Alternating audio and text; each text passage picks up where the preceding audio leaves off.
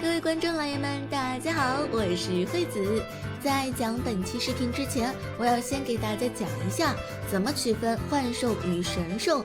很多小伙伴们都从来没有将二者进行过区分的，总是以为幻兽就是神兽，但其实两者之间还是有些差距的。具体的分辨方式，那就是在游戏中幻制宝可梦无法直接获得，而必须在特定时间内通过配信才能得到。好了，现在就来盘点一下那些幻制宝可梦吧。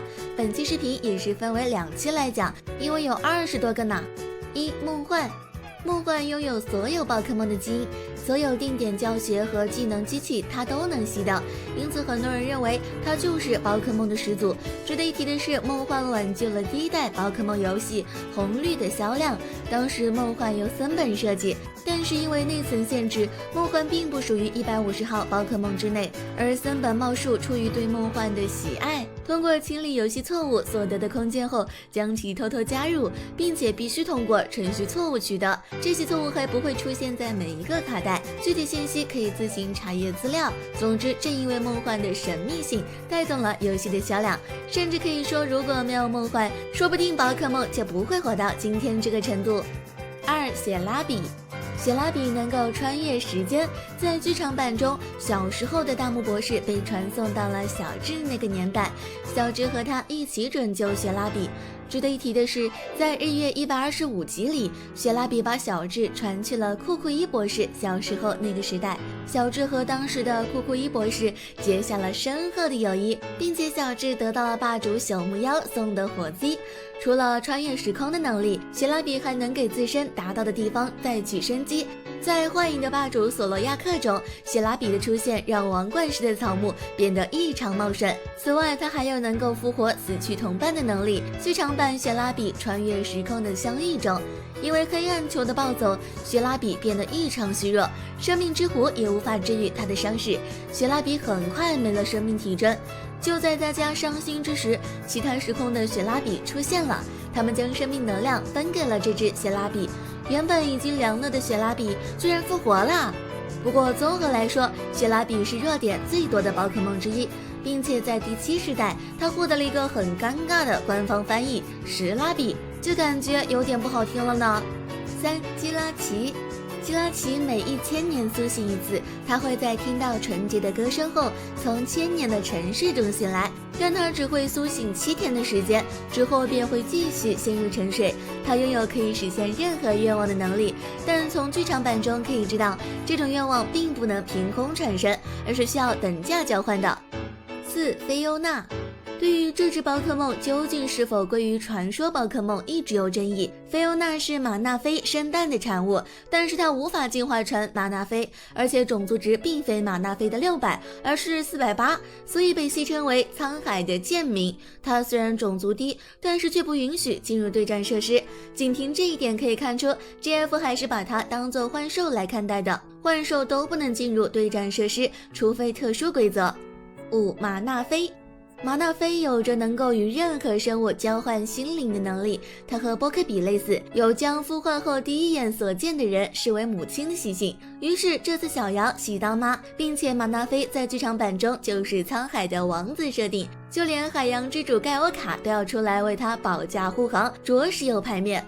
另外，马纳菲也是目前唯一能够生蛋的幻兽，和百变怪能产生后代。谢咪，陆上加天空。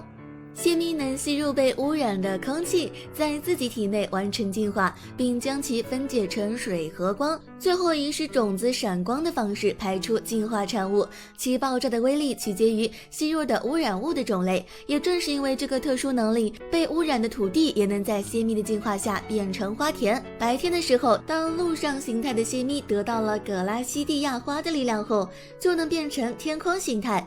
可能是因为变成天空形态，无论是攻击力还是机动性都有了很大的提升，所以2种形态的谢咪性格截然不同。陆上形态谢咪害羞胆小，天空形态谢咪则勇敢活泼。比克提尼。他的体内可以产生无尽的能量，并可以将这股能量通过触摸的方式传递给其他宝可梦。在剧场版中，比克提尼将力量传给了小智刚出生的滑头小子，这使得他能够有一击秒杀准神三头龙的恐怖实力。